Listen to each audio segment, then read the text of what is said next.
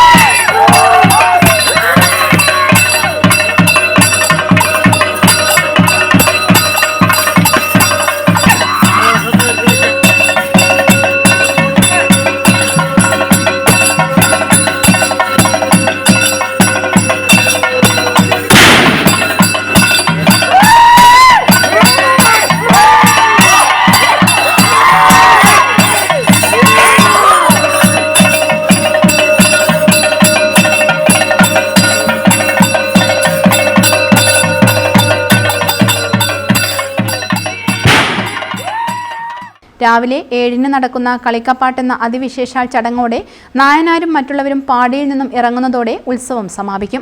പിന്നെ അടുത്ത വർഷം വരെ കാടിനുള്ളിൽ ആർക്കും പ്രവേശനമില്ലാത്ത സ്ഥിതിയിൽ വനം വകുപ്പിന്റെ നിയന്ത്രണത്തിലായിരിക്കും കുന്നത്തൂർ പാടി മലയും ദേവസ്ഥാനവും. താഴെ അമ്പലത്തിൽ പതിവ് വെള്ളാട്ടവും ഉണ്ടായിരിക്കും. News bureau, Irikkur.